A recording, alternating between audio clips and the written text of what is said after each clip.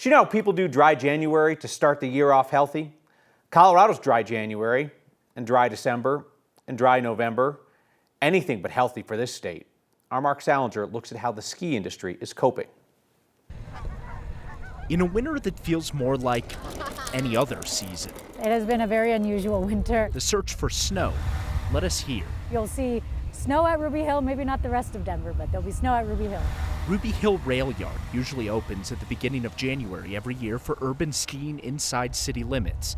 This year, Stephanie Figueroa with Denver Parks and Rec says it's finally gotten cold enough to make enough snow and open this weekend, a month late. We were in kind of a holding pattern until I think it was MLK weekend. Our teams looked at the forecast coming up and we saw that there were some cold days coming and they just mobilized. Places like Boston saw more snow this past week than Denver's seen all winter.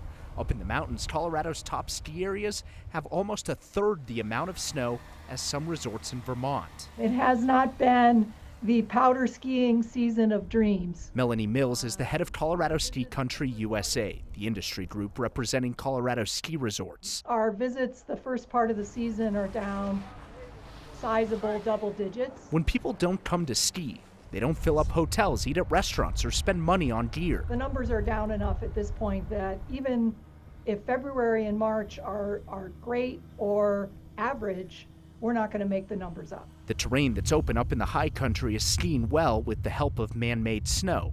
But resorts like Brett, Beaver Creek, and Vail all have less than 65% of runs open at the end of January. I know, I haven't gone up to the mountains this year and I think by this time I normally would have. It took some snowmaking and some cold nights, but Ruby Hill finally has some snow. Yeah, we're just super excited to see people come out and enjoy the park. Even if the rest of the city still doesn't feel a lot like winter. The fact that it's been 50 degrees and some days in January is absolutely wild. Ruby Hill will open tomorrow with no terrain part, just so if you want to go out there and ski a little bit. Then the rails get added in for the main opening on Sunday. The ski impacts are big, though.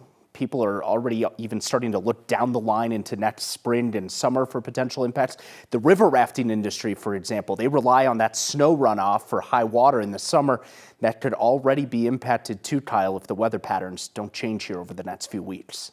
And Mark, you were telling me something about impact that just blew my mind, that the number of people coming to ski could be impacted by the fact that it snowed on television in the second half of the Broncos AFC Championship. So it is literally people's job to market the snow in Colorado, to say, hey, come ski in Colorado, there's a lot of snow. So when the AFC Championship game was on, and of course that second half blizzard rolled through, those people were actually really happy because they said, hey, now everybody in the country gets to see that it is indeed snowing in Colorado. Some free marketing for them as well. Meanwhile, dry ground in Summit County, but it Yep. snowed in Denver on a Sunday. Exactly. All right, Mark Salinger, thank you.